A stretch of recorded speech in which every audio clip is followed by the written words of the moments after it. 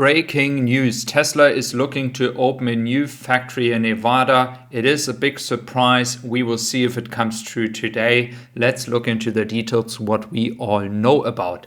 So Tesla might be close to announce a $3.5 billion manufacturing facility in northern Nevada. And it's not for the product we all have thought about. It's not for the Model 3 or Model Y. It's not for a smaller compact EV. And it's not in Canada, UK, China, or other countries we all talked about. It could be now for the Semi. And that is interesting. $3.5 billion for an advanced manufacturing facility in northern Nevada for the company's all-electric semi-truck in the second last paragraph. So this is coming from the government in Nevada. So it looks like it could be true. It would be not so good if they would announce such things without having proof for that. I would really hope it is true. And if that is the case, it's getting really interesting, guys. We all know that Tesla is currently producing the Semi in a very small factory. It's definitely not as efficient as Tesla would like to have it. And we all know this entire trucking business, having an electric truck with mega chargers. We have talked about the numbers, the charging numbers in 1 hour, 400 miles. And of course, there still might be some hiccups when it comes to issues with the Semi. That is normal. We all had that with the Model 3, Model Y, Model S. That is normal. This can all happen with new tech. But what is clear here is that Tesla is going all into the Semi production. The interesting part will be how much capacity are they planning to do. Now let's look into the Megapack, which could be maybe as well part of the factory. I would assume that because demand is just skyrocketing here. They are also making money with maintenance and service subscription. That is one part many people forget about. And of course, 57K is not much money if you think about the billions Tesla is doing, but it's adding up for this service and new projects coming, etc. So it's adding up, and this will be a very interesting part as well in the future when it comes to the stock and earnings call. When it comes to the stock, when we look into Germany, we have a rise of the stock of 25.7% in the last 20 days. So, or last month. That is not bad at all.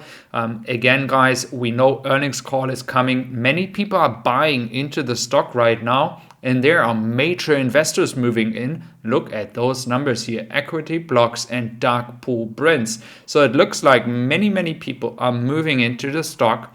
And if they're going to hold the stock for long term, or if they're going to just invest because they want to make some money with the movements around the earnings call, we have to still see that. But again, everybody that is really an expert and is really going into Tesla as a topic and is kind of investing some time here knows that the stock is totally undervalued based on what we have seen in the past. So I'm expecting lots of interesting stuff happening in the next few weeks, especially with the earnings. And it will be interesting to see how much money they make with their cars. That is the number that most people will look at, as we had seen already some price cuts in December. Now, if we look into the general market of vehicles worldwide, we have 33% of the car fleet worldwide in Asia, America and NAFTA 25.6%, Europe 24.9%. So we see these are the three major markets. Now, when it comes to the fleet that is currently driving around in the world, this is a good example to see how far we have to go when it comes to electric vehicles. And when it comes to the infrastructure, solar, wind, and all these kind of stuff that is going into renewable energy, then the Megapack business that is needed for that, and to support not only the grid and people live from renewable energy, but as well charge all these EVs.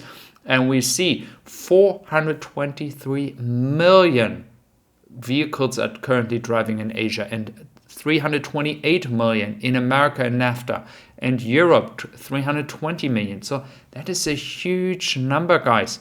So anybody that is telling you EVs have no potential is just plainly wrong. The key factor here is that of course we need products that are in a more cheap category, with cheap not quality wise but just from the pricing here, and that is something that we are looking forward in the next few years that has to happen.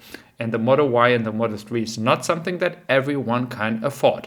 Now, when it comes to Germany, we have some people that have issues with their heating pump. I would really like to know what you have. Do you have the issue with the heating pump? Are there issues when it's very cold? There's a few people in Germany. I just want to know if it's it's made bigger than it is actually. So I would like to see your feedback. You can also discuss about this topic in my own group. It's free. You just have to sign up with your email. Link is in the description to eCar Review, and you can also vote for your Tesla.